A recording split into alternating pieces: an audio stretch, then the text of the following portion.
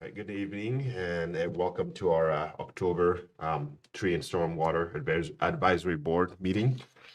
Um, just today we have in attendance Mike, Guy, Abdurrahman, myself, Kevin, and Michael. Mike. Yep. Um, so go ahead and call this meeting to order. And first item on our agenda, can I get a motion to approve our minutes from last July 13, 2022 meeting? Motion. I have a second. I'll second that. Okay. All in favor, say aye. Aye. Um, Anybody oppose? None opposed. Motion carries. Next item is our public comment. Nobody in audience today. Guy, have you received any emails or comments from the public at large? Yes, mainly, and it is one of our line items here, our agenda items. It's the Emerald Ash Borer. Has been a huge topic of discussion because we're seeing the whole community is affected by it, and people are wanting what can be done. Some people want to save them. They want to know. Other ones want to know: is there any assistance to take down these trees? But we can talk a little more about that once we get down into the Line item. line I've item. got Yep. the same, someone had heard of, or had seen the Fox Run Park, and wondered how we were going to allocate tree replacements and stuff. So, but we'll save that for that topic. Yep. Thank you. Our next item are our tree reports. So I'll pass it over to. All right. So the Tree City USA 2022 report is now due. I have to get that done relatively soon. It basically we'll report on how much money we have spent on trees, how much we spent on tree care, and what it does. If you become a Tree City USA, then that does help with like applying for other grants and things like that. Plus you get to, put the sign up saying you're a Tree City USA. But anyway, that application is due here real soon. I have to get that out the door. Mid-American Trees Please Grant. I haven't heard any word on that one yet, but I'm assuming that one's going to be coming out here, and I'll have to get that application done also. I believe there's like a December, end of December timeline on that one. So I'm just gonna keep my eye open when that opens up. The 2022 DNR Community Forestry Grant Program. We applied for that. It was a 100% grant, so you can apply up to $10,000. We got $9,800. So we took that and we planted trees around town. But we had the community planning on, I think it was September 24th at Fox Run Park Pond.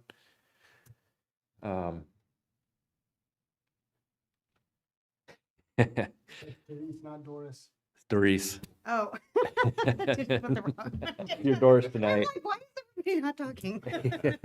Well, I've been called that too, so. So anyway, we had the tree planting out there at Fox Run Park and Pond on September 24th. The DNR was there. We had community members there, city staff were there, and we planted the remainder of the trees that we had Yeah. received that day. Kind of had a little workshop with how to plant a tree, how to take care of a tree. You were there, so if you want to speak on that, you're certainly welcome to. Well, I definitely, I went there last year, and it's always informative.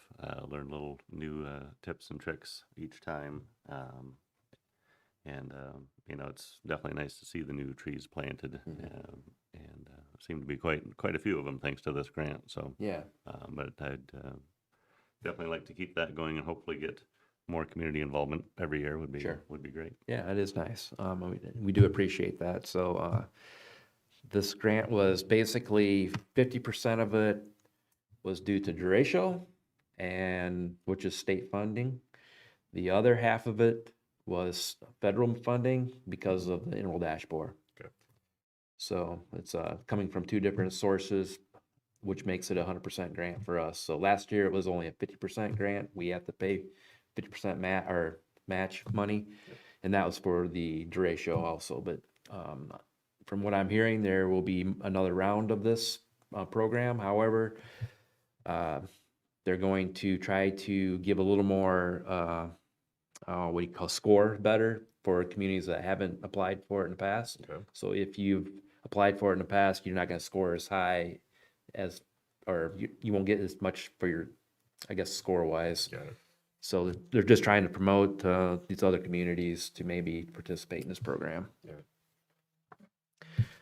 Tree removals and maintenance. I was hoping Brian Hammer would be here tonight. Unfortunately, he couldn't make it, but we continue to remove ash trees. We have a number of them at Penn Meadows Park that are getting to the point where it's time to take them down. Some ash trees are still perfect, and other ash trees, they're just annihilated. So it's just, I think I don't know if there's a whole lot we can do about it. It's just one of those things that we'll start taking them down as soon as they're getting to the point where, they're not going to make it. So that's even with the treatment that we talked about. I think last meeting we thought we were having really good. Yeah, thought we were having pretty good success. Yeah. Now I think it's the green. I wish Brian were here. It's either the white ash or the green ash. One of the two. The old ash borer hasn't touched them. Okay. But the other species of the ash tree, they're just taking them out. We're gonna probably try the ones that are still looking good. I think we're gonna do our maximum amount of treatment. We weren't doing a maximum amount of treatment. Okay. Maybe we should have been, but that's what we're gonna start doing. Our practice is gonna start maximum treatment per annual year, and we'll see what happens. So, and as far as that, with Emerald Ash Borer, I did talk to city staff, Mike. We've talked to him a little bit about it before. Kind of like the stormwater grant funds where you can apply for a grant, the city will pay a portion of it to do stormwater enhancements. We're looking into the very beginning stages of maybe have something very similar to assist residents with taking down a dead ash tree. You mean the SQR, right? Yeah. Okay. Yep. So it'd be basically similar in the format. Okay. So we don't know the details, or even if we will, but I think there's a good possibility that we may be offering some assistance. If a resident has an ash tree, they apply for this grant, they pay a certain portion of it, the city will pay for a certain portion of it. Because we know it's going to be a hazard if these trees don't get taken down. And I'm seeing them all over town where they really need to come down. They're dangerous. So other than that, feel free to ask any questions. For item 2, the tree please grant. So right before the Fox Run, I think the last session was at Centennial Park, right?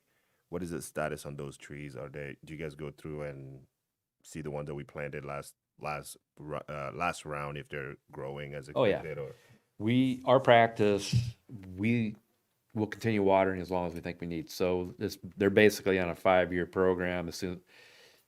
If we plant a tree anything that's been planted within 5 years, we're out there watering in the summertime. And we're always inspecting the rest of them too. Look like if they need water, we'll give them water. Also look at the structure of the tree. We may prune, proper times of the year to prune. However, different trees are different times of year. So yeah, those, occasionally you have a few that just don't make it right away, but that normally happens the year right after. They don't make it. Anybody else have any questions on? Yeah, I guess back to the ash borer discussion. Mhm. So, we were having a meeting in Fox Run and the one had been taken down. And I guess going forward, is there a way you're determining which ones will get replaced, like on city property? I know and then, before the next meeting, you guys had a bunch of new trees planted out there anyway, so it didn't really matter, but I didn't know going forward how you're going to allot the new trees to make up for this loss, I guess. So like Foxborough Neighborhood Park, just right up the street from there, a lot of ash trees. A lot of those are gonna have to come out. That might be another focus of Trees Please Grant. Okay. So. And then you mentioned Penn Meadows had quite a few. Is that yeah, that's another spot that, that's gonna require some, like the middle playground. There are 3 ash trees there, very much so declining. The north parking lot, there's a nice one there that's starting to decline.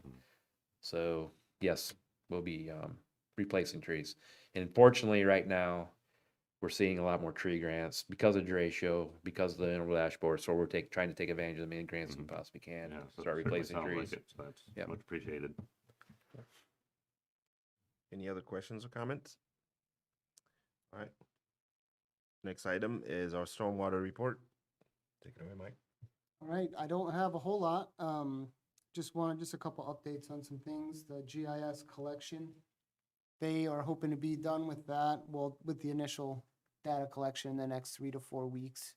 And then they'll come back after that for a little bit of cleanup, some stuff that I'll have to find. We've been working with them throughout the process. As they find things, we'll go back. I've had to dig a bunch of them up that, believe it or not, are like 8 feet underground. So we'll have to dig those up, and then we'll have to raise the structure to the surface. And then they'll come back and take all their information. I think I've done 7 of those so far. And they're just gonna find more in these older parts of town. So we're just working with them as they keep going. And then once they're done with that, it'll be probably a couple months before that's viewable and usable information. But it's going really well. They're finding some stuff that we didn't know about, and now we do, which is good. I'm working on the annual report right now. That usually takes 3 to 4 weeks every year to kind of work on here and there to get the updated information, and then get that sent out to the DNR. That's due the end of October. So I'm working on that right now. Fall yard cleanup. They're gonna start the leaf collection here. I think they put it off a week just because all the leaves are still on the trees, so they pushed it back a little bit. Just to kind of remind you not to rake it into the street, leave it on the yard between the curb and sidewalk. We'll try to keep as much of that out of the storm drains as possible, so we don't have to go clean them up later. That's really about all I have. It's kind of slow. We got a lot of development starting and keeping an eye on those guys and working with them. But once they really get to building homes and get moving, that's when the dirty stuff starts. So that'll keep me a little more busy through the winter and spring. Has there been any more discussion to continue on with the stormwater art program? Yeah, so that's, and where it is right now is open to the public. That's within my grant funding as well. The public just applies to be a part of that and sends a design. This year, they just finished one right outside of Clear Creek Amana School there. I think it looks really good on St. Andrews. I like that one a lot. And that's the only one, I think that's the only one this summer. There was one more not far from here they did on a little cul-de-sac that also turned out really well. I think that was early this spring. And that is still out there. They still have money for that. I know the community likes it every time anyone's painted. They Yeah. just have nothing but great comments, so. What's your thought on touching up the ones that have faded a little bit? Yeah, so I looked at the ones, especially on the first ones we did at Liberty Center Pond. I was gonna go out and I was gonna try a couple different things. I was thinking about power washing them with a Hotsy and seeing if we can clean them off. Someone else had mentioned from another community, if we can line someone else up to repaint that, we'll just put like a white primer or something over the top of what's there, and then they can paint on top of that.